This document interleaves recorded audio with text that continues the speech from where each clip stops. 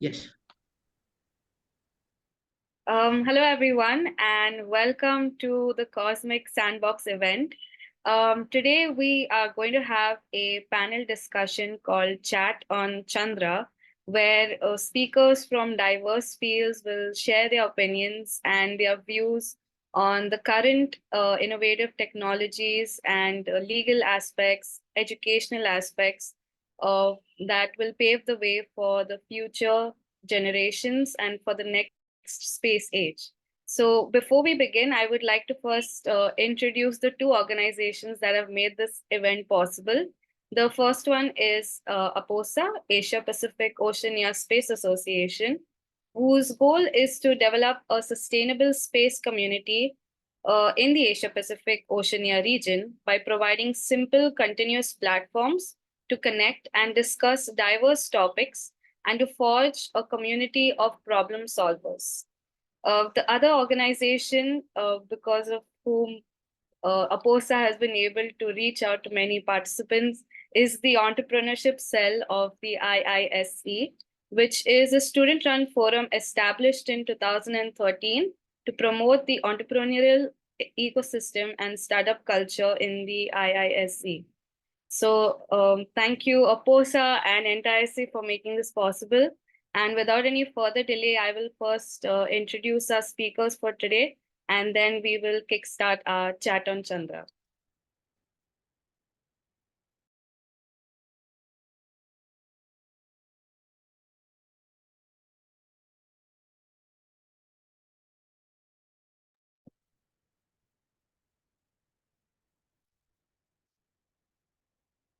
So, before we begin our panel discussion, I would request the participants to mute themselves. And if you have any questions, please post them in the chat box. We will put forward your questions to the speakers during the Q&A session, which will take place at the end of the panel discussion. Also, don't forget to use the hashtag #ChatOnChandra when posting about this event on social media. So let's begin. For our panel discussion today, we have 5 amazing speakers from diverse fields present here, who are also spearheading initiatives and organizations to help humanity in the next phase of space exploration. So let me begin introducing our panelists. You may wave your hand whenever I introduce you. So we have Narayan Prasad. We have Mr. Narayan Prasad today, who is the COO of SatSearch, which is a leading global marketplace for the space industry. He is also the Director of Research and Operations at Spaceport SARABHAI, which is India's first space think tank. So welcome, Mr. Narayan. I feel that our second panelist needs no introduction, as she is quite a legendary figure, especially in the Indian space industry. Dr. Ranjana Kaul, who is the Secretary General at Spaceport SARABHAI and a partner at Dua Associates. She specializes in the international air law and space law regimes and advises on its intersection with India's policy and regulatory framework in the context of commercial space activities and military use of outer space. So welcome, Dr. Kaul. Next, we have Ms. Nikhitha, who is the co-founder of SSERD, which stands for Society for Space Education Research and Development. She is also the co-founder of Genex Space, which is a cutting-edge edtech startup that offers students worldwide access to quality space education through innovative aerospace curricula and space labs. Ms. Nikhitha also wears many hats as an accomplished aerospace engineer, a renowned TEDx speaker, a Dr. Kalpana Chawla scholar from the International Space University, and also a social impact entrepreneur. So welcome, Ms. Nikhitha. Our fourth panelist, Mr. Jatan Mehta, is a globally published independent space exploration writer. He is the author behind 2 famous blogs, and I would advise participants today to subscribe to them if you haven't done that yet. The first one being Moon Monday, which is the world's only newsletter devoted to lunar exploration developments globally. And the second one is India's Space Progress, which is a monthly report that lays down the progress of India's space capabilities in the global arena. So welcome, Mr. Jatan. Last but certainly not the least, we have Dr. Akanksha Agarwal, who is currently pursuing her postdoctoral fellowship in neuropsychiatry at the National Institute of Mental Health and Neurosciences in Bengaluru. Her expertise includes exploring the complexity in neuropsychiatry on humans participating in long-term space missions. So welcome to all our speakers here today. Let's begin our chat on Chandra. Okay, so to lay out the discussion we will be having in the next 60 to 70 minutes, I would like to inform the speakers that today we will be addressing the 4 WH questions when it comes to lunar exploration. So please feel free to add in your inputs or comments wherever necessary. The first WH question that I would like to kickstart with is why? Why are we going back to the moon? The last human mission to the moon was almost 40 years ago. So why has suddenly everyone become so interested in exploring the moon? And by everyone, I mean not just spacefaring, but emerging nations, non-space agents, and the private sector as well. The question is open to all our panelists. Okay, I don't know if not everybody is going. I'll go probably first. I think for me, it's mostly at the moment more than scientific, geopolitical at the end. Because if you imagine what happened during the era of the Cold War, the moon was the pinnacle of the targets of the Soviet Union and the Americans to get to prove their technological might in the bipolar world at the end of the day. And basically, as each other tussled 20 years before through building space technologies, they tried to set the pinnacle as reaching to the moon as the victor at the end. And obviously, since then, after the breakup of the Soviet Union, there has not been many powers that would challenge the Americans as such, as much as today the world stands. So today you can see that several countries are trying to prove their firstly technological might and also independence, to be sovereign countries, to be able to access technologies, and space is one part of that technology at the end.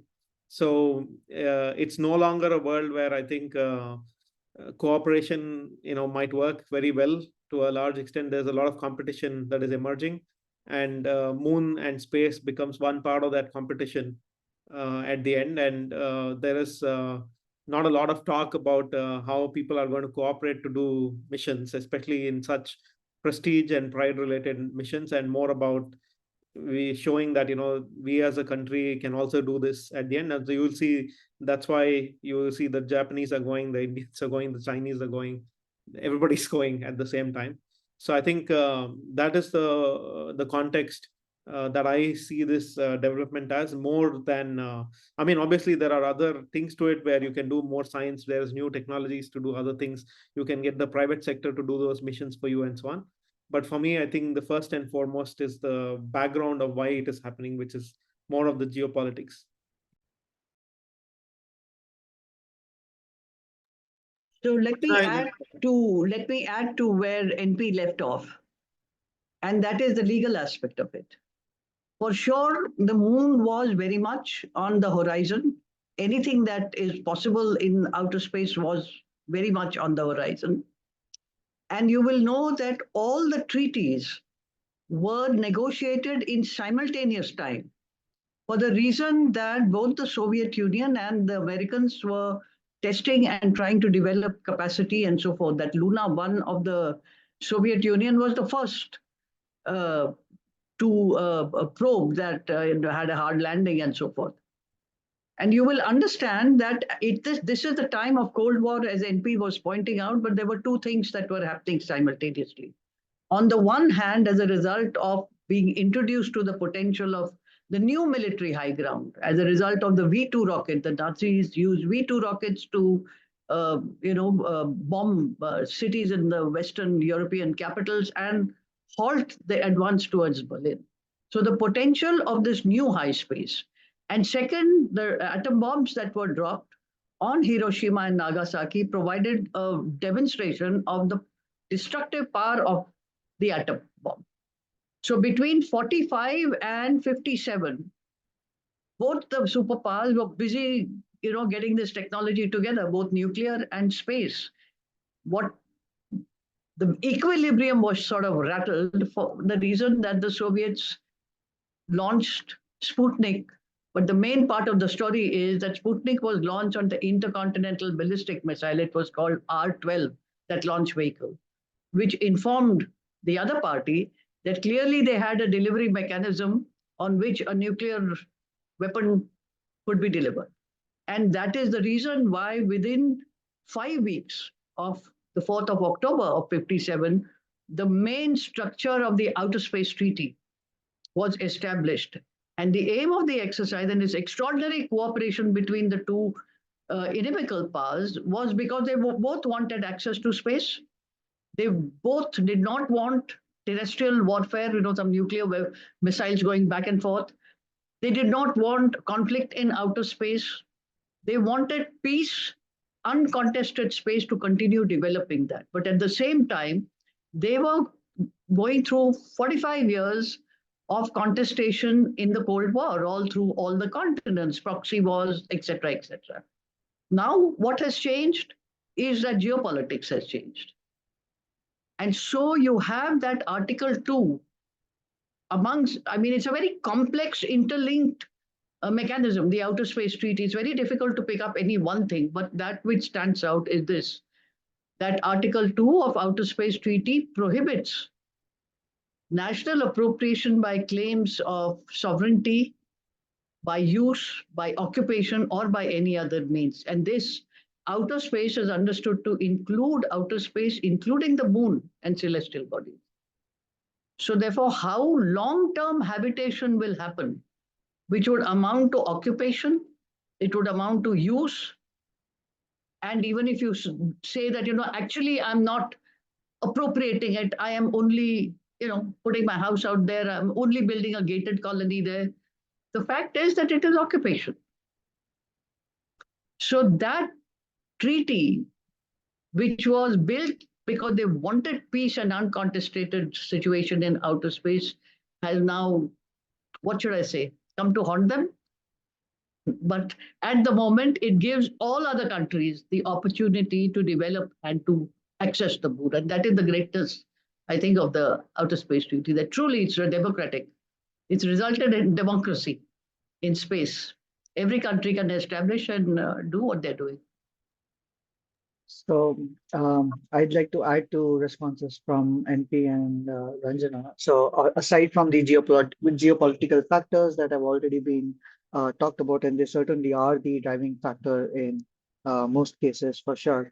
But there's also the other fact that, one of the reasons why now, right? We could make essentially the same arguments, let's say 10 years ago or 10 years from now, right? So why now in particular? So I think that ultimately boils down to two missions. One is Chandrayaan-1, and the second is the set of Changi missions from 1 to 3, right? So Chandrayaan-1 found water ice on the moon, and that was a definitive discovery until that point in 2009. There were only hints of water ice. Surely it was not the first time, scientists thought of the possibility of water ice being trapped in, permanently shadowed regions on the moon. And they had seen hints of it a priori in radar data, for example. But Chandrayaan-1 was the first time that they actually confirmed water on the moon. And that led to, governments around the world really taking the concept seriously that, this really could be the next, level of geopolitical influence, so to speak, right? So that's one. And then there's the Changi 1 to 3 missions. The 1 and 2 were excellent orbital missions, but it's the Changi 3 missions that really meant, that really sent a sort of a deja vu signal to the US, where after its robotic landing on the moon, using modern technologies, no less, then it's when the US for the first time seriously considered mounting a proper return to the moon. before that point, and that's only 4 years before 2013, that the Constellation program had faltered before it could even get like on two of its legs, right? So the US has tried, like the US community, rather, I should say, has tried to mount a return to the moon for a long time now, because they obviously recognize, as one of the primary benefactors of the Apollo program, the US community has always recognized reasons to go back to the moon, and these include scientific reasons. But of course, the scientific reasons have always been there. I mean, it's not like the moon is changing, right? So the scientific reasons have been there in the 1980s, they have been there in the 2000s, and they will be there in the 2050s. But that's in and in itself not enough to mount a return to the moon in this day and age. So that's why, partly why the Constellation program failed, but then when China, coupled with the water ice discovery by Chandrayaan-1, which was technically made by a US instrument, proved to be the key catalyst that we need for this return. And lastly, I do think there's more collaboration though. But in the sense that it's true what NP said, that you have so many of these independent powers trying to pursue lunar exploration, but I think that precisely because of that, there are more opportunities for collaboration as well, and we see that in some of these um, private government partnerships of recent. For example, the Rashid rover going on iSpace, Japan's lander, riding on a Falcon 9 sort of a thing. So it's a different kind of collaboration than the Cold War era for sure, but it's there. Thank you, Mr. Narayan, Dr. Kaul and Jatan, for explaining to us about the clear idea and the motivation, the drive behind the lunar exploration. So let's move on to the next WH question, and that is what. So I would like to direct this question to Mr. Narayan.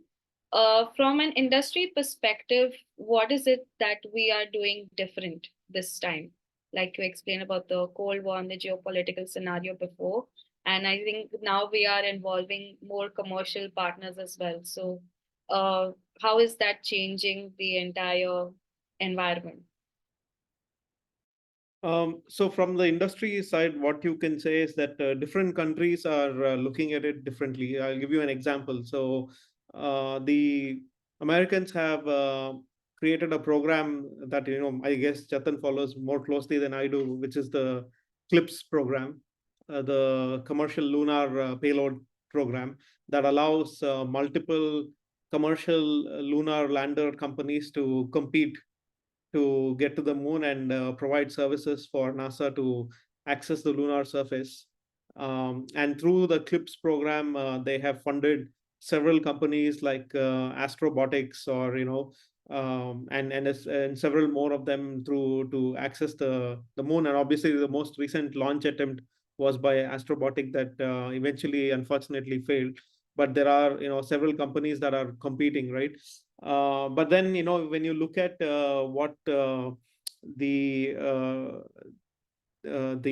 one of these nonprofits tried to do, I forgot the name of it, Jatan. So where Team Indus was also the X Prize. Space Island? Yeah, No, yeah, the X Prize one. Yeah. So through that, there have been a number of teams that have tried, right? So you have SpaceIR from Israel, and the guys here in India, Team Indus, and iSpace in Japan. iSpace and SpaceIL are the two most credible teams that have come out of the X Prize to try to be on top of the as a kind of a venture that is in the case of SpaceIL, it's a non-profit where Israelis are funding that mission as a part of their national pride to get to the moon to a large extent. And then the Chinese and India and most of the other countries are mostly doing it with their national agencies. The industry is only participating in terms of providing manufacturing support for a lot of these kinds of missions, but they are not doing end-to-end mission design or architecture or delivery of these things. So it's the same with India, Japan, China, and everywhere. So where basically JAXA, ISRO, and the CASIC and the Chinese space agencies, divisions are taking care of all of these things. The only real place where a lot of the commercial lunar activities happening is still in the US, and some part of it is trickling down to the Europe at the end.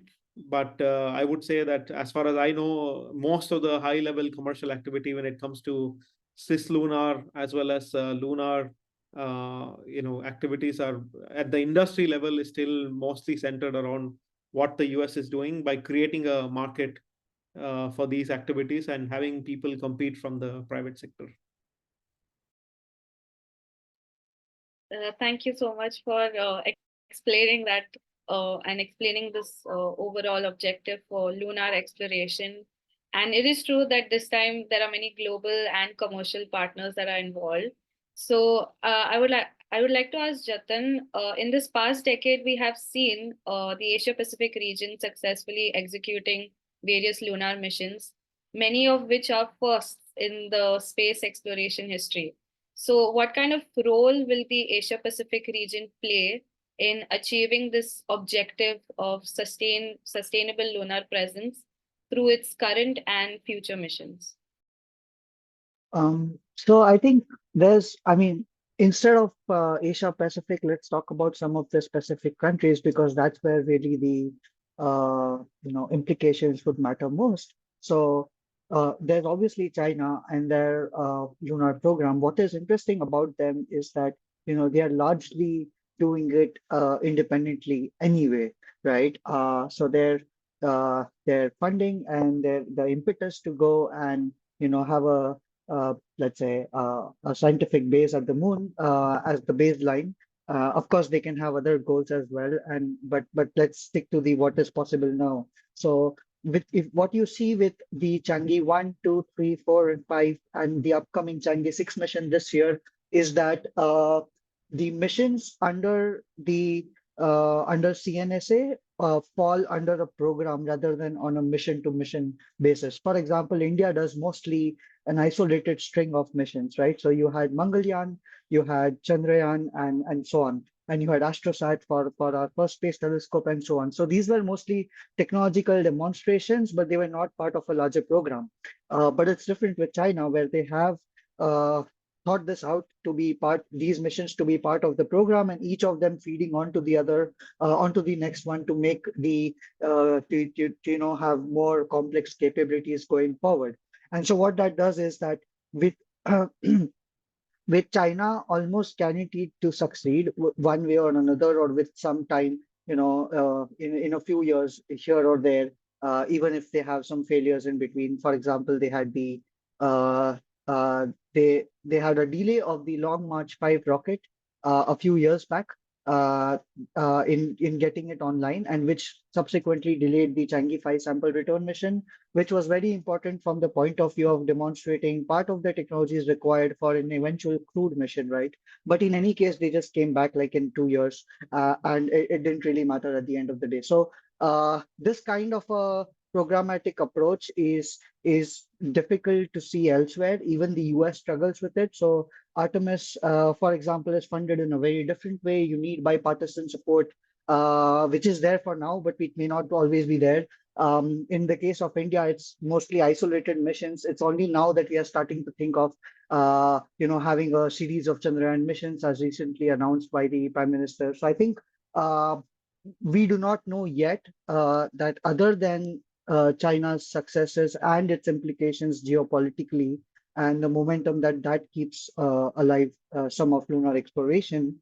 Other than that, what kind of factors will come into play? Because if it's just isolated missions, and that also includes the case of Japan, then the government may not always be wanting to put that kind of money into having increasingly complex missions, because you are essentially agreeing to a subscription that keeps on increasing, right? I mean, we don't do that with our apps, and the government certainly won't do that with their space exploration programs if there's not enough external will.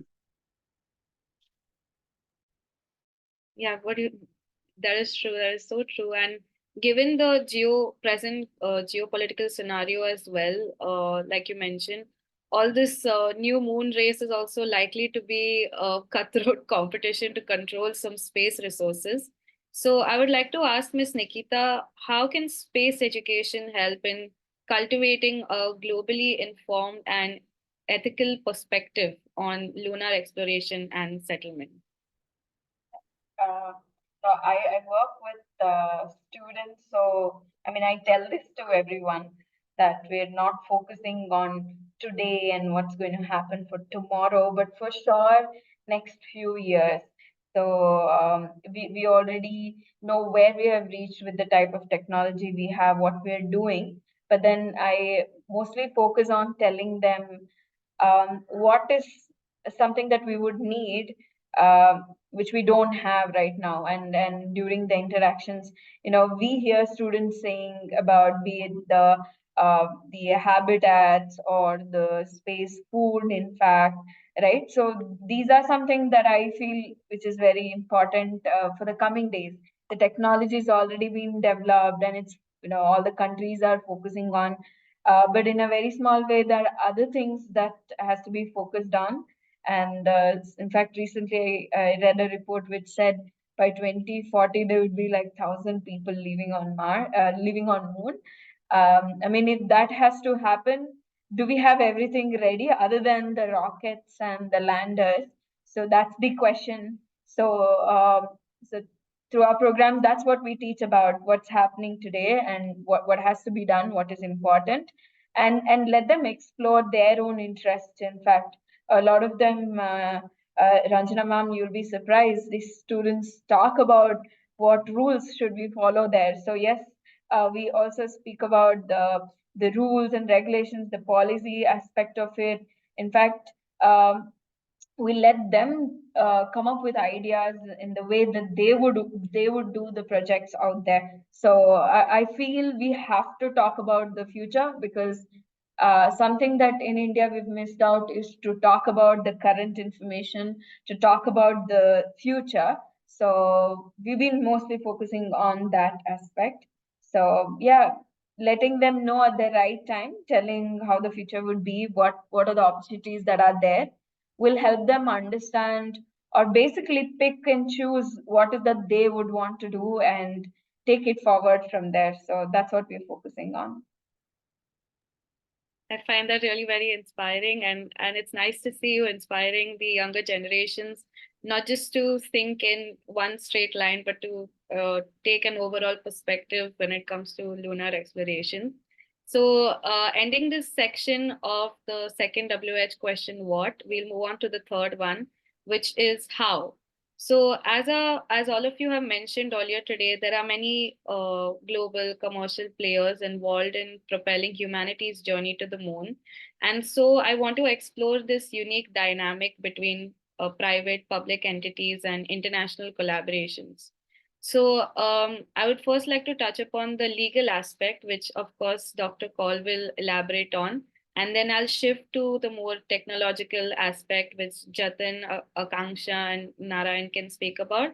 And then finally, at the end of the section, I will pass the virtual mic to Ms. Nikhitha, who can explain in more detail as well, preparing the younger generation for the space age that they will be a part of. So, Dr. Kaul, could you, since you've already given a nice brief introduction about the Outer Space Treaty, the treaty mentions principles about non-appropriation and common heritage of mankind. So, can you elaborate more about these terms and how the international community can align their activities, lunar and cislunar, to ensure that they adhere to these principles? So if we are talking about the Outer Space Treaty, and for the most part, as you know, that although the Moon Agreement was adopted and in the UN COPUs, it requires consensus. All countries have to agree, and that is how a document that is before them, a treaty, is adopted, then adopted by UN General Council, General Assembly.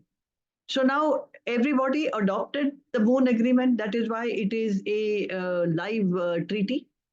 But after that, it is left to the countries to ratify it or to sign it. When you ratify a treaty, it means that this is applicable to me, whatever it is in it. And let's say if NP, Jatan, and I have ratified, then as between us, Moon Treaty will be applicable. If the three of you have not done it, well, then it's not applicable as between the three of you or between you and me or Jatan and you. That is the way it works. Now, for this reason, Moon Treaty has been rejected. Why? Because it's the only one that talks about commercial exploitation and requires, in the spirit of the Outer Space Treaty of province of mankind, that in the interest and the benefit of all countries, therefore, it requires that the international community, such as are involved over there, will set up a mechanism to manage and to distribute the proceeds and the profits and the use of those resources to everyone, for everyone's benefit. So that is the unpopular one, and that's why Moon is out of the picture. So as far as the Outer Space Treaty is concerned, it clearly prohibits appropriation, national appropriation. Now, if you're let's talk of two separate things. One is the resources. What is going to be mined? You, in your email, you had written that you're premising it on the Artemis Accord. Now, the Artemis Accord is definitely, it reiterates the Outer Space Treaty several times. And as far as the resources are concerned, it does not, it says that the extraction of those resources is not to be construed as national appropriation under 2, but more under Article 1, which says the exploration and use in the interest and for the benefit of all countries. Now, the question that arises is that these are early days. Those resources are yet to be extracted. Then comes the question of international collaboration. Of course, countries are collaborating. Multilateral collaboration, Artemis is a multilateral collaboration. It is not under the United Nations that document, that Artemis Accord, is not registered in the UN. Similarly, the China-Russia International Lunar Research Station is a multilateral. And of course, all countries, all the Oceania countries, some Oceania countries or African countries, India, can also collaborate and try and do something between them. There's nothing prohibiting, and each country can operate on its own. That is the international regime. Then when comes the question, I mean, you had talked about commercial. How does that work? So now there is the UN COPUS, there is a working committee, and they are trying to figure out the rules and regulations of how that will govern lunar resources. The short point is that if you have, for example, my country's law decides to give a citizen private rights to the moon and the resources and to extract and own and transact it. Now, this is quite clearly contrary to Article 2, but I'm doing it because I'm the sovereign and I can do it.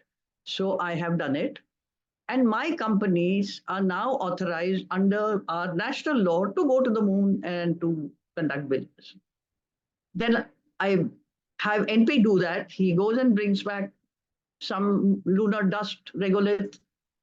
And then Jatan is very happy to transact because he's interested in seeing what he can do to produce a usable product out of it, and he buys it from him.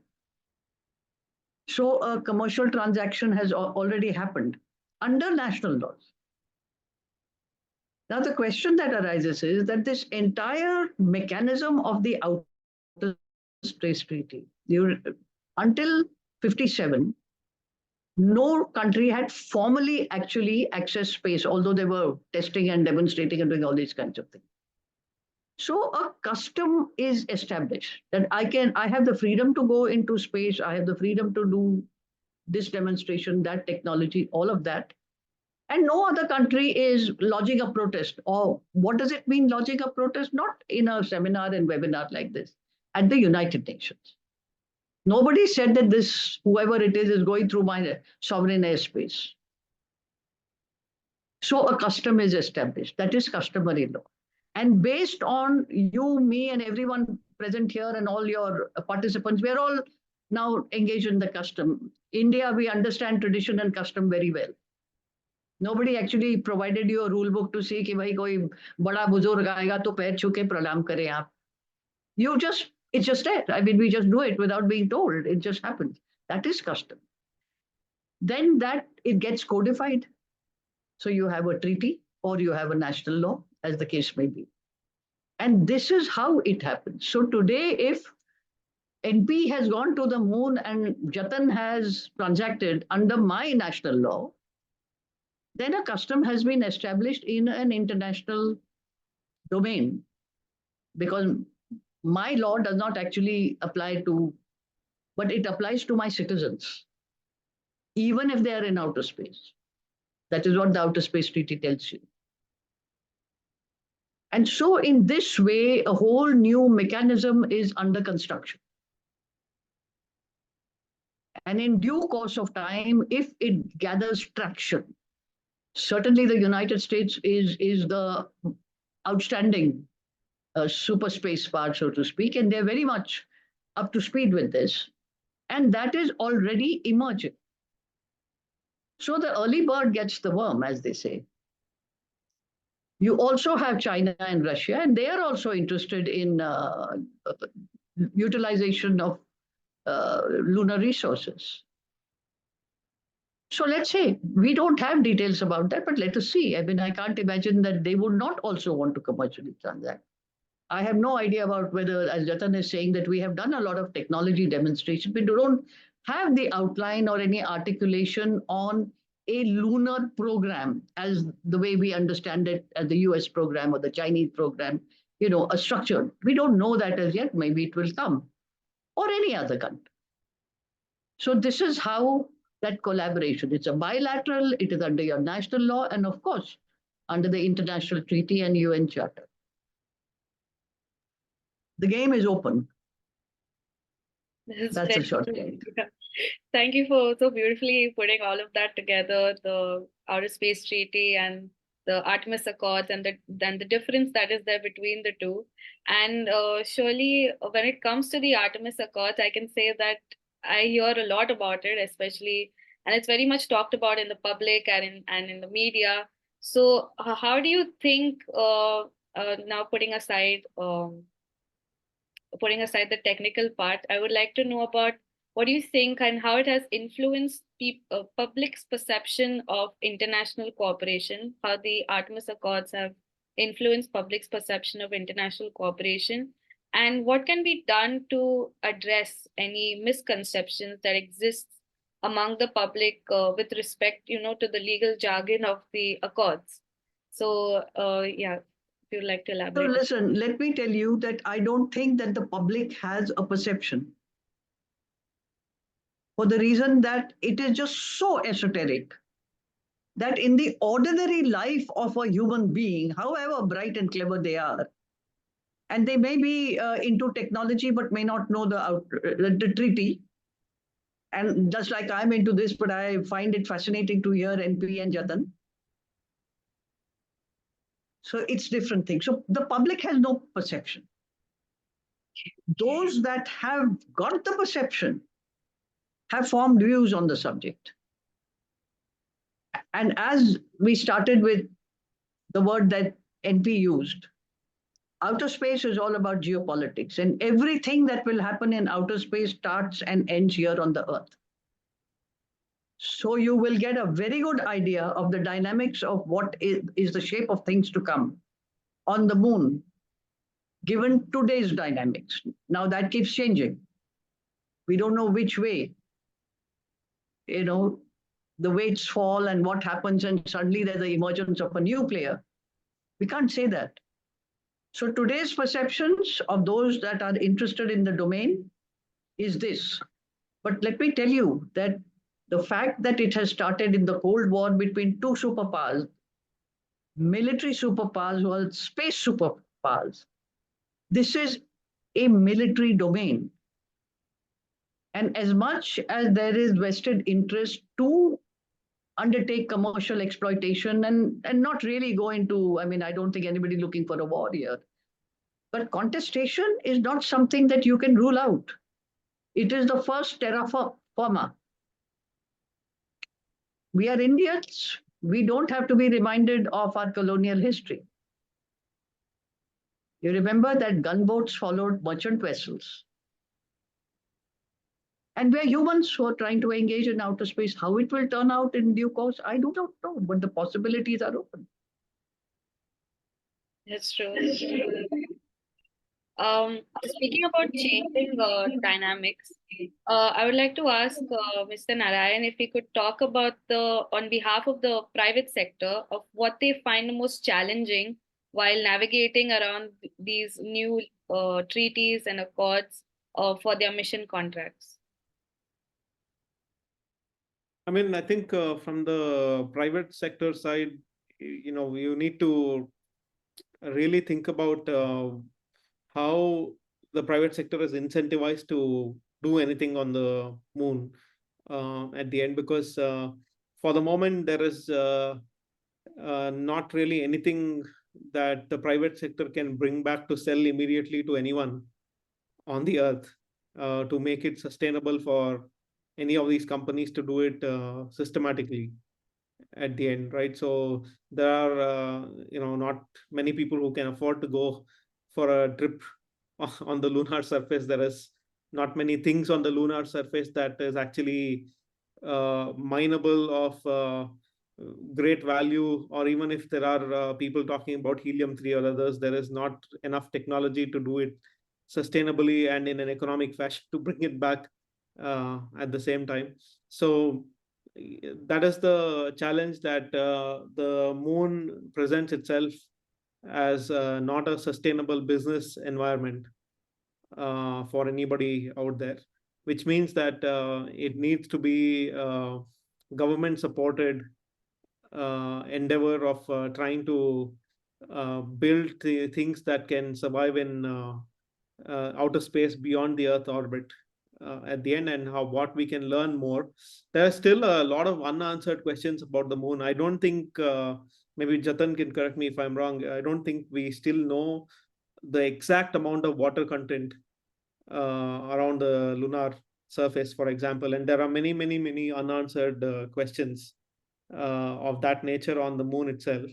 So I think from the private sector side, there should be a way of creating competition between the private sector players that allows government to get the best price to access moon, and that allows then to be very efficient in spending money to access to do this kind of discoveries to a large extent. But it also then allows many more scientists who are coming in from different angles. Somebody can come in from a whatever astrochemistry, astrobiology angle. Somebody can come in from a more land use and all these other different angles around it. So there's many angles that one can take, or somebody can say, what can we do to build underground settlements on the moon? And so there are many, many angles, and there are so many different people who will have so many wide interests in different types of payloads that they would want to try and fly. It will then create an ability for basically humankind to be able to build the actually necessary technology in a reliable and a sustainable fashion over time to access moon, and beyond moon, to expand the scope of what is possible for humanity as a whole.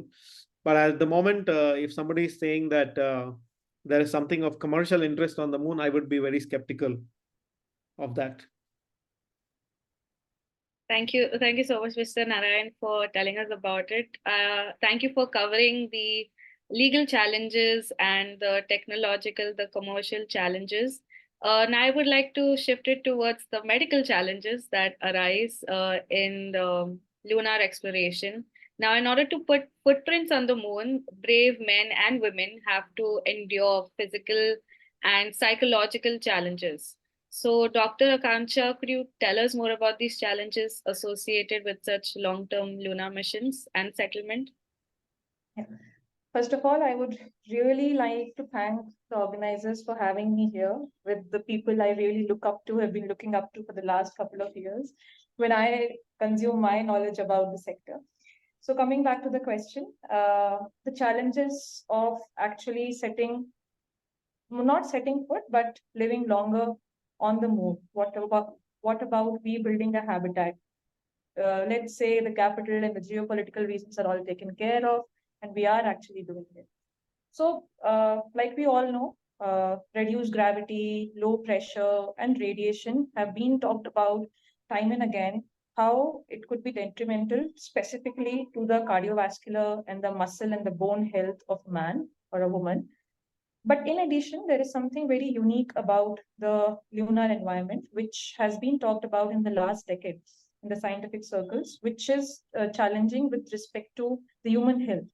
So lunar dust, we had a brief discussion about the lunar dust and the commercial and if there are any aspects to it. But then when we look about living in the moon or building a habitat, it's actually a major challenge because the dust is such that it is laden with iron. It's a very, very active surface. From what we know, we don't know exactly the exact contents of the dust as such. But then it's very, very active, reactive surface, and it's likely to cause a lot of lung-related issues in humans if we plan to live over there. So when we talk about living on the moon, of course, the gravity has to be taken care of, the pressure inside the habitat that we built has to be taken care of, the radiation shielding has to be appropriate. But lunar dust is something which in some missions has been described, especially in the Apollo series long back, that even the minute dust particles which entered with the crew back into the shuttle were a little bit of a nuisance, irritating the skin, irritating one's eye, irritating one's lung. So that is something which is slightly unique when we compare the low Earth orbit, the ISS, and then we go on to the moon. The lunar dust is something which is important to kind of find out ways to minimize the amount of dust exposure when one considers about conducting experiments, especially extravehicular activity, going outside the habitat, and kind of looking at more experiments. But along with all of this, not only with the moon, with any other future deep space explorations, if we are able to undertake them, psychological challenges is something that recently people have been very interested in. Mainly because, as we all know, and we have seen all of this with the COVID, that the isolation and confinement can really be detrimental, not only leading one to feel anxious and depressed and not feeling up to one's potential, but there are biological changes which happen, which impairs our ability to perform as efficiently as intended. So let's say we have planned a certain set of missions, certain set of activities for the crew, but then it's going to boil down to how well one is able to perform and how well one is able to connect with the crew to be able to undertake all those missions that we have planned. So it becomes very important to kind of take care of that. And we know the difficulties with the lag when we communicate from the Earth to the space station, or even it's going to even increase when we talk of farther off places. So there's something which is people have been working upon, LunarNet, something which NASA has been working upon to kind of connect, attempt to create something of a intranet for the habitat that one's plans to develop on Moon. But then having said that, we are far from addressing all the challenges. We are yet to see that how medically can we tackle all of these effects that human body might endure, because we still don't know how some of these medications might function in a low pressure, low gravity environment, what physiologic changes might happen, and what kind of side effects, what kind of effects one may have to look and take care of. So not to sound very pessimistic, but then there's going to be some challenges. Some of them are being very actively addressed and researched upon, but some we still need a little bit more time. And I think a study on far more number of participants to be able to say that, you know, this is something that needs this countermeasure. So yeah, I think that's going to be a little bit of a challenge going ahead. That is true. There are a lot of challenges associated, especially with isolation. And so I would like to move on from medical back to the technological aspects. And I would like to ask Jatan, now there are a lot of things associated with establishing a sustainable lunar presence. Some of them involve resource extraction, then use of in situ resources to provide materials for infrastructure, and then energy to fuel a functioning lunar colony. So can you tell us a little more about the current technologies and engineering solutions that are developed to get us closer to this reality? Yes, sure. So the good thing about this answer is that it naturally builds on what NP and Akanksha just said, while also giving the opportunity to present a caution. So yeah, so let's say if we want to live on the moon or have a sustainable presence on the moon, be it robotic or crewed or both, which would probably be the case eventually. Uh, in either case, we need to know certain things, right? For example, if you want to sustain, you need a continuous source of water supply, oxygen supply, logistics, cargo supplies, and so on. So cargo supplies is something that we can imagine doing right now, in the sense that while the capabilities globally are still evolving and lunar delivery still really is very difficult, to use a mild word, but because we have, like, in the last 8 lunar landings, 4 of them have failed, right? And one of them toppled, unfortunately. But what I'm trying to say is that even the delivery aspect, something as simple as cargo delivery, is not solved for the moon yet. So we are very far away from having a truly sustainable presence, be it for even for a month, let's say, right? But it's there. It's on the long horizon at some point. So that's one thing you have to solve. The second thing is water.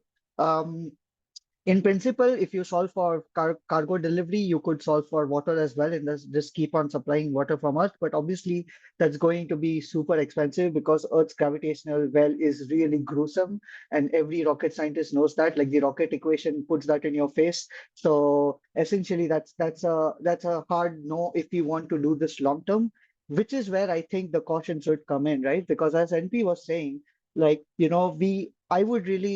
too would really be skeptical of someone saying that there is inherent commercial value on the moon right now. Okay, it may be there in the future, but it's not there right now.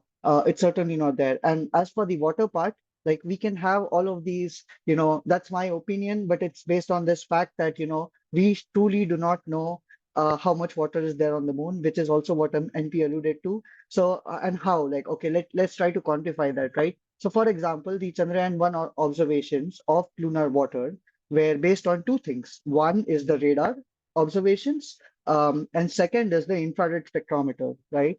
Now, radar observations in the case of Chandrayaan-1 was something like 1 meter deep at best, and its resolution keeps on decreasing the further down you go.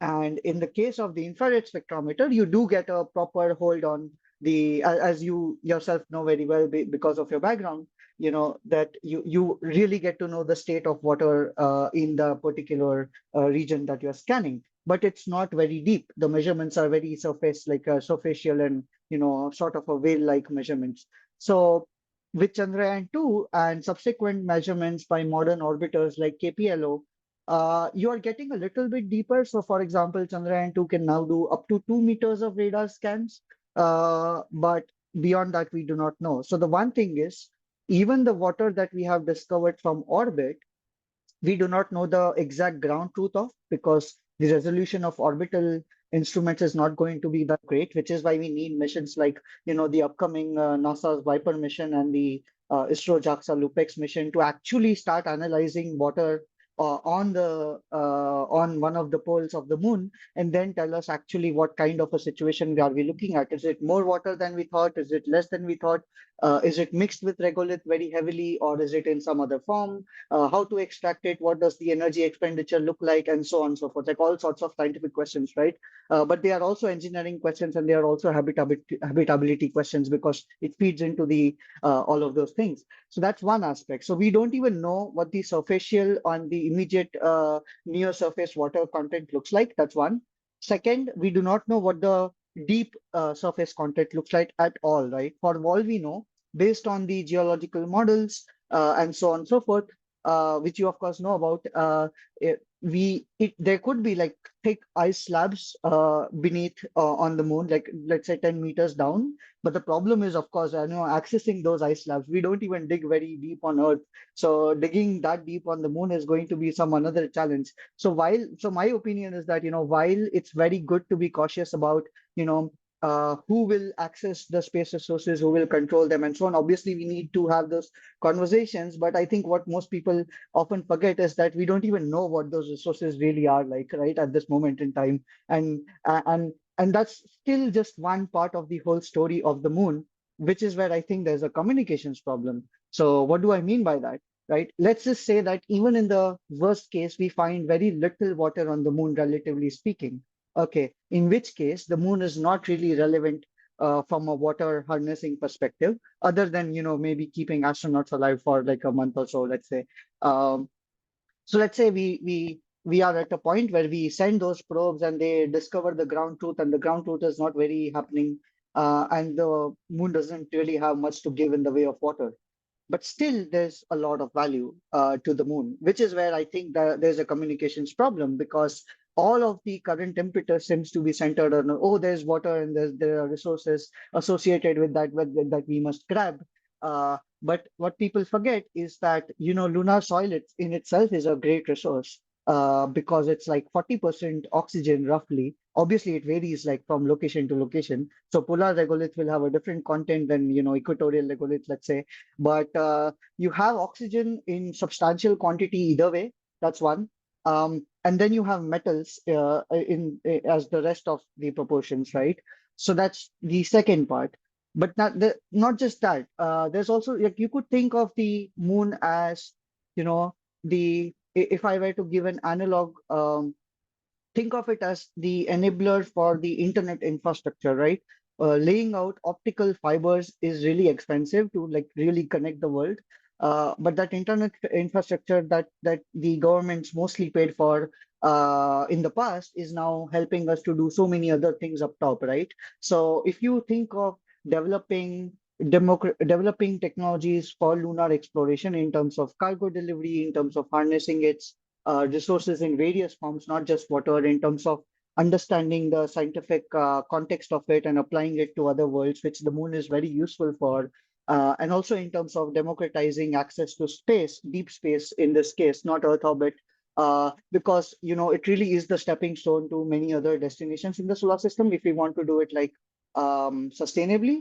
So the point I'm making is that there are all of these facets to the moon that are not really well communicated, in my opinion, and but are really very relevant if we want to do long-term sustenance. And that plays into what Akanksha was saying about not understanding the nature of lunar dust and also not understanding radiation.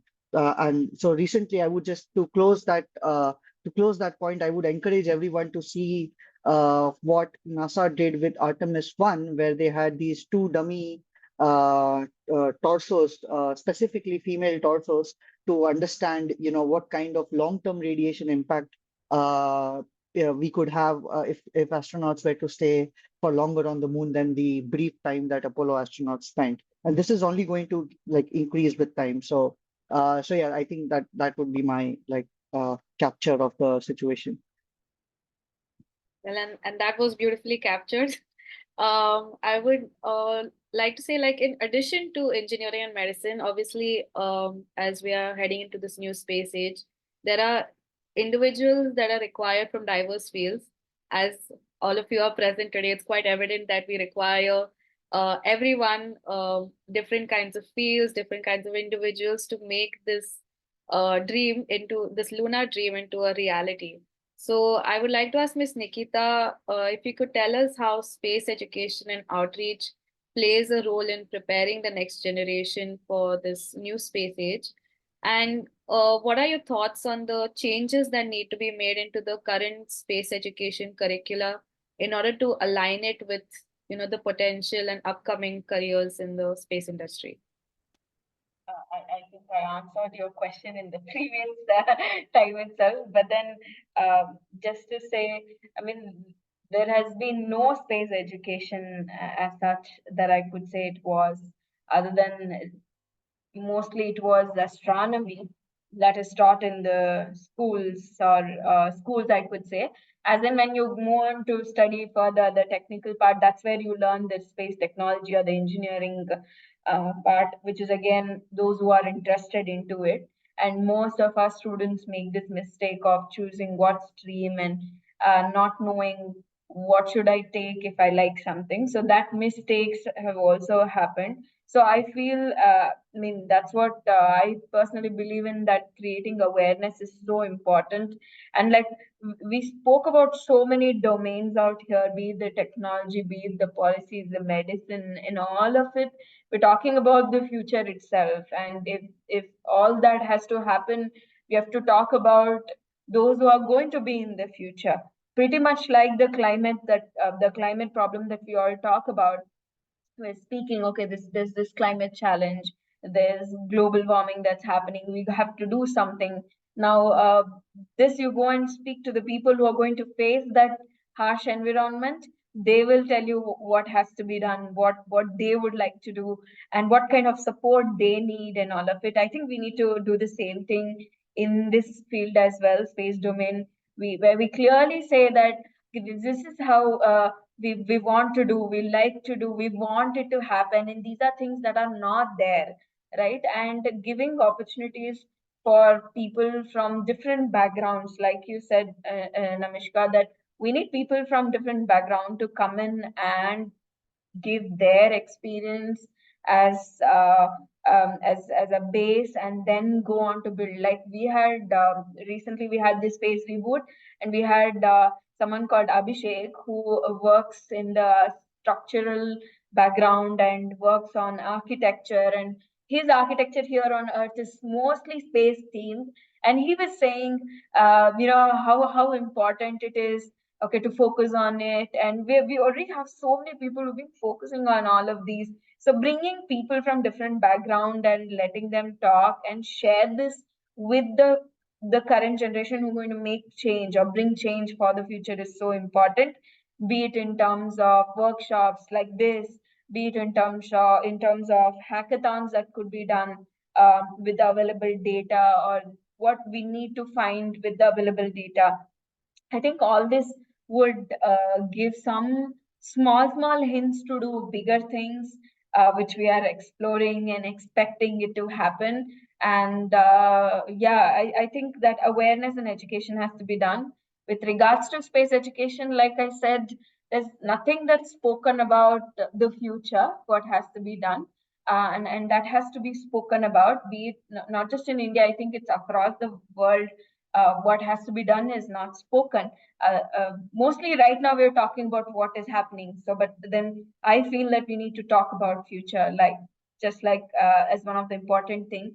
For me, the humans have always been someone who keep going away and away and away, and away from Earth. The closest one is Moon, and so yeah, I think giving students an opportunity, or giving anyone a research, even including the researchers. There's so many researchers, individual researchers that are there across the world who are also looking for opportunities. So be it the space agencies who only have the capability today to resources, to access to resources, if they make it available for the young researchers, I think they will be able to come up with groundbreaking results, or some breakthroughs from where it could be taken forward as a bigger research and all of it. So that's what I feel. And we just need a supporting community, leading or guiding the younger generation to make things happen, and probably to see next two generations having people there might happen for sure. Yeah. Yes. If I may add to what Nikhitha just said, but one part, of course, is to get the younger generation future ready. The other is a gap in the knowledge of international space treaties. Yes. At a higher level. In India, as it happens, we established a civil space program in 1972. And by default, the entire country, including those that are in government, those that are, in whichever part that they are operating, believe that peaceful use of outer space means civil space activities. This is about as far as you can go away from the situation. What does it say? It says treaty on the principle of activities by states. Now the state operates at two levels. LP spoke about geopolitics. Jatan has mentioned the word I have told you about. These are military powers that have structured the treaty. So quite clearly, outer space is a military domain, and that treaty is relevant to the military use of outer space. Now, it's a different matter that our government established a civil space program specifically excluding military use, looking at that same treaty in context to its military use.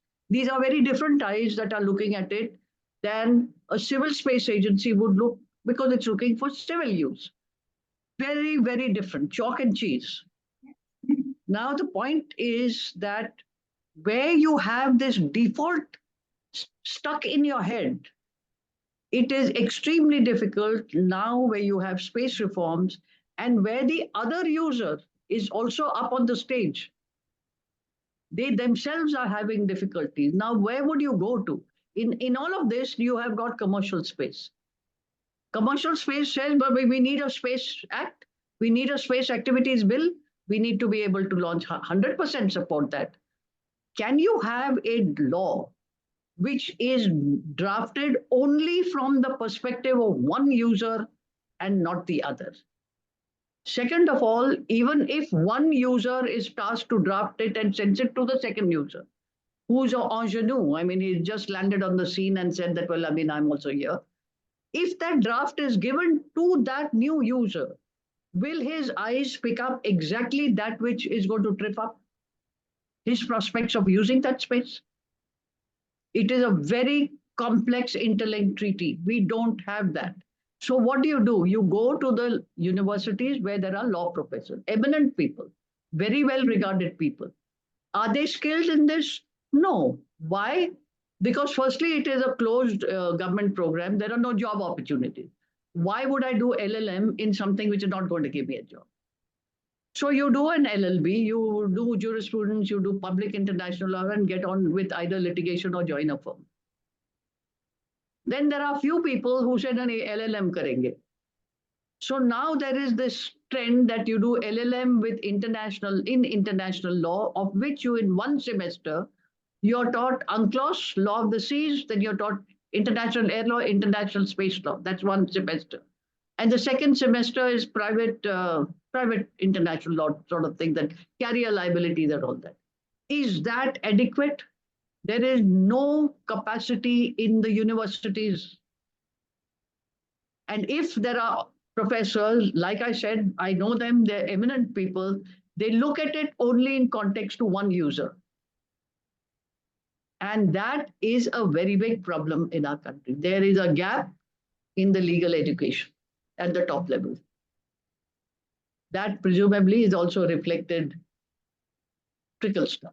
No, ma'am, you're so true. Most of the conferences that happen right here in India or even outside, I mean, I can specifically say here in India, where there are all these government professionals sitting out on the dais and speaking about what has to be done, what policies has to be changed, and specifically they speak about grassroots level awareness and all of it. And then when you go and say we're doing it now, let's make it bigger, they step back, right? So I could relate that.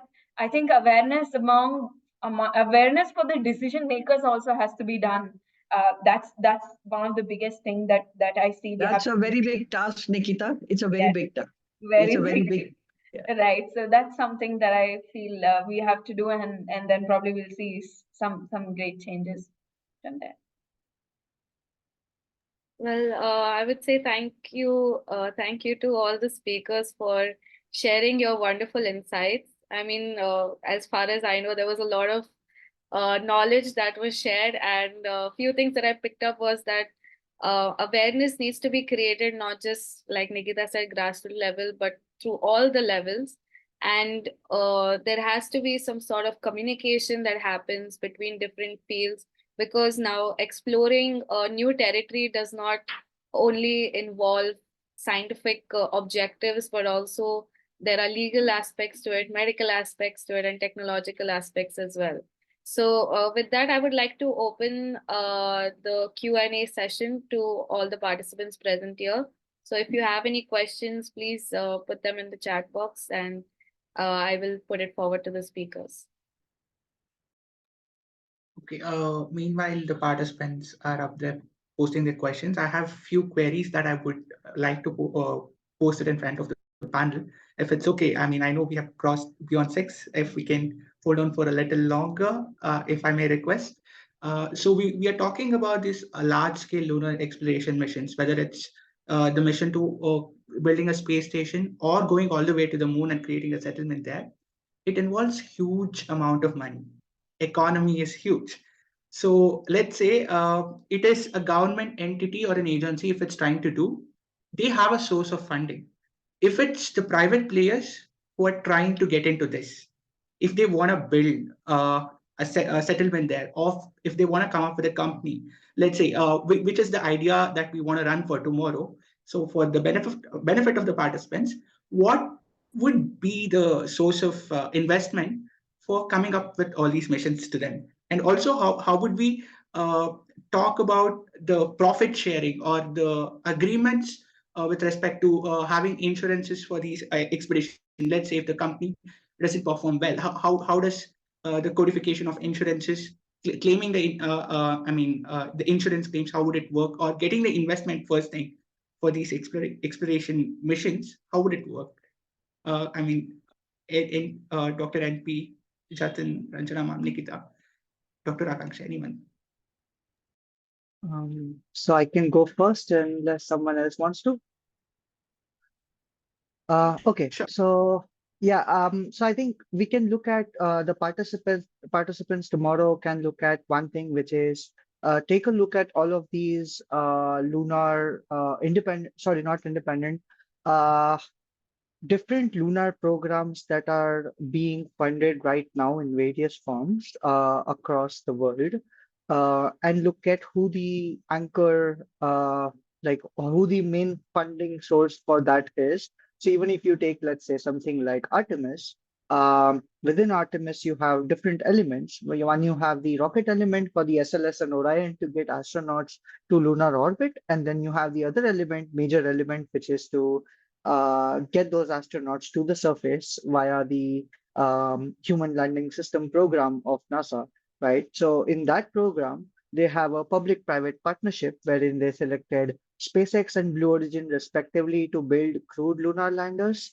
So essentially, what it means from the perspective of the participants tomorrow is that these companies, while you may call it, someone may call it commercial contracts, it's ultimately the government acting as an anchor customer, with the only difference being that the IP is owned by the company, right? So it's not very different from the traditional way that Apollo did, but it's different in the long run, that once you have the government anchored missions for long enough, and the demonstrations have been made long enough, like let's say for 10 years you are flying crew to the moon with the help of NASA, then you can let go of that leash a little bit and not be the anchor customer. And then you can start having truly commercial private missions. Basically, the analog that we are seeing in the International Space Station with the private Axiom missions, for example, right?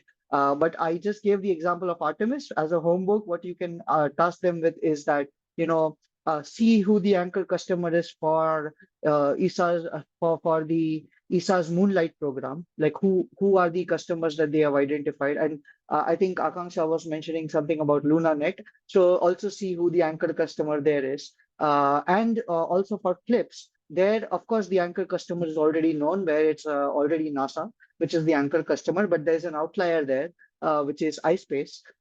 Since they are based out of Japan, they are technically part of the CLIPS program via Draper, but iSpace has managed to form a substantial commercial customer base. If I were to call any company at all a commercial lunar company in any sense of the word, I think I would sort of award that to iSpace. So one task could be to look at what kind of customers they have gotten for payloads on their first few missions, and then use that as a jumping point to their exercise tomorrow.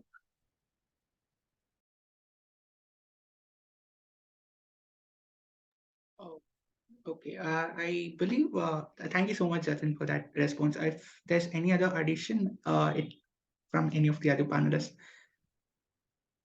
I think Maximilian has put up a question. Question. I'll just read it out. The Artemis program aspires to open space exploration to a wider variety of countries, but it is challenging for emerging space nations to engage in space activities in low Earth orbit, yet alone in cislunar space. So, in the AP region, such countries may include Philippines, Malaysia, and Indonesia. You would be grateful for your thoughts on opportunities for emerging space nations and their participation in the lunar missions. So if any speaker would like to elaborate on any opportunities for emerging space nations. Yes, Jatan.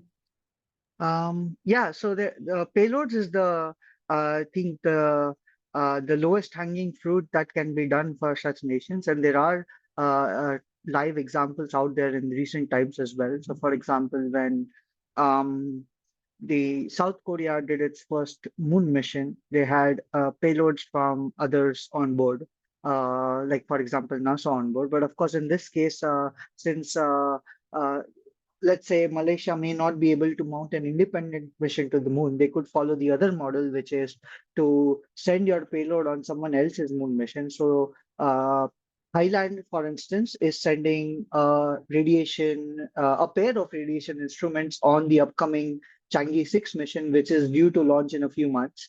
So that's one option they can follow. The other option they can follow is UAE's Rashid rover, or even any of the smaller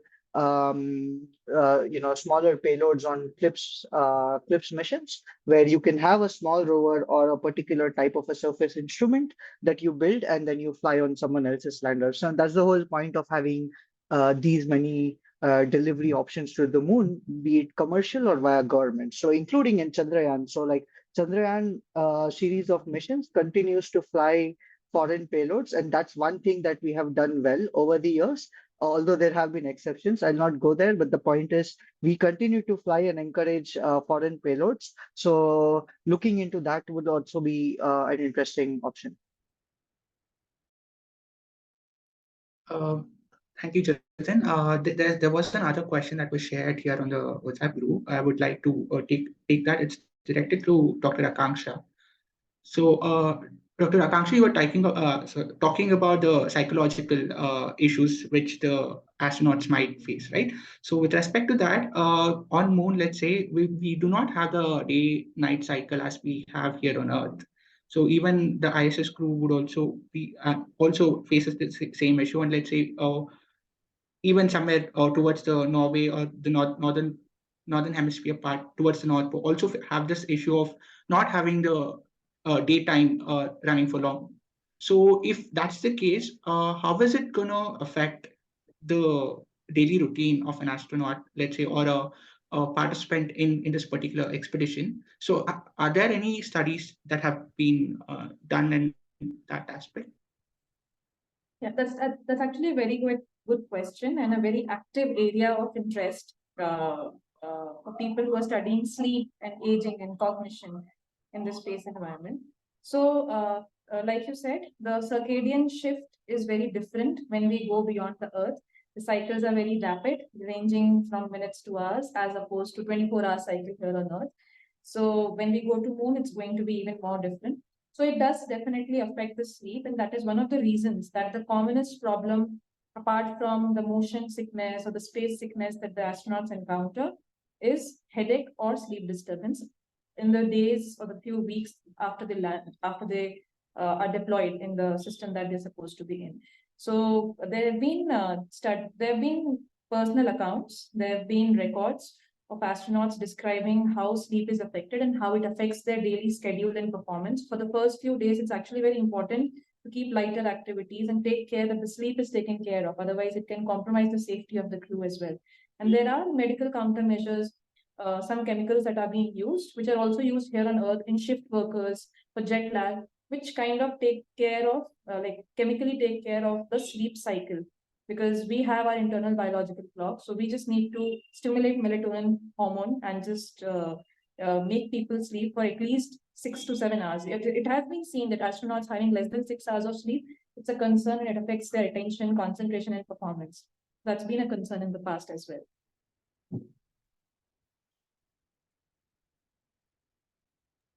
Namaskar, you're on mute. Thank you, Dr. Akanksha, sorry, for explaining that very well. There are two questions that have come up, so I would like to ask the speakers if they are okay if I can go forward and ask the two questions. Okay. So one of the participants, I hope I'm pronouncing their name correctly, Net Ravati. They are asking about how do technological advancements in lunar exploration intersect with geopolitical dynamics, and what role does technology play in shaping the geopolitical landscape of lunar activities, particularly in establishing human habitats on the moon? So I think Dr. Kaul or Narayan or Jatan can talk about it. Well, let me just say that space is all about technology. And the geopolitics of technology is very well known and old. And even when it is the lunar technologies that are under development, it is surely entirely, your geopolitics depends on the kind of technology and the speed with which you might be able to be accomplishing what you're looking to accomplish. And you might have competitors that are looking to be doing the same thing. So like I said, that it's all about geopolitics starts and ends here. Technology is being developed for space. So there is a very umbilical connection between the two, so to speak. So you can get a fair idea of what the geopolitics will be or how it might shape if you look at what's happening on the Earth now. That is very true. I would like to put forth the last question in our Q&A session from Aniket Banerjee, who says, not just lunar missions, but all space missions seem to be heavily dependent on, again, geopolitical muscle flexings. Do the panelists believe that the present spotlight on the moon can fade away again after a few years, like it did, 50 years ago, or is there anything different this time around? Maybe I'll try attempting to give an answer to this. I think it is heavily dependent on many levers at this point of time. The biggest lever this is that this depends on is actually economy, the global economy, and how the global economy will play out in the next 2 to 3 years. In fact, I think there are many signs that most of the economies are slowing down around the world, and obviously, unless conflict becomes the center, funding for space is going to go down in the when the economy actually goes down, because governments tend to prioritize other sectors where people need employment to be generated rather than spending money on space missions in those cases. So there is a very big chance that the economic impact around the world, unemployment is going up in many, many countries at this point of time. So the outlook that is principally that is based on pride-based investments will not really sustain in the case where the economy is not really in the same trajectory as this. So I think that is one of the key factors. The second is that it's about great power rivalry. The US and China will be at it no matter what, because they are the two big powers that have the economic muscle. So you will see more and more missions both by the US and from China, regardless of the other countries, because they do have enough funding and enough leverage to go after these things to a large extent. The US may pick the road that their commercial companies are going to do this for them, where China can say that our government-owned programs are going to lead this effort. That's the only difference between the two of them. But everything else, I think, is simply a function of how well all the other economies are going to be doing to be able to sustain anything in this regard. So I'd just like to quickly add to MP's response. I mean, I basically agree with everything he said. There's nothing to disagree there, in fact. But I just add that even in the case of the US, where even when the US delegates most of these two things to commercial missions, if at all, the other thing that the US is also grappling with is maintaining high enough funding for the Artemis program as a whole. And we are seeing that with the case of HLS, for example, where in the absence of previously accounted for money, you just keep on stretching the deadlines, right? And and one way the US is trying to tackle that from the get-go is making Artemis international. So it's not only a symbolic gesture, but it's also a way to distribute some of the cost, where the ESA is taking quite a bit of the cost on Artemis without actually getting much in return, in my opinion. But the point is that that's one way they are trying to do away with the cost issue. So it will really depend on if we can just get past the critical mass point or not, right? And that would be really interesting. For the first time in like 60 years, we really do have a chance to sustain lunar exploration, but it will be tricky. There's no firm answer just yet. Thank you so much. Thank you for. If I can answer, it's very simple. Yes, moon. I personally think that the research towards the moon is going to happen. But like the question asks, what would be next? I think it would be moon. People have started working for the moon and going to the moon. So like whatever situation we are on right now with the moon, it would be on Mars probably after some time. But then moon would become a topic like ISS. So, yeah.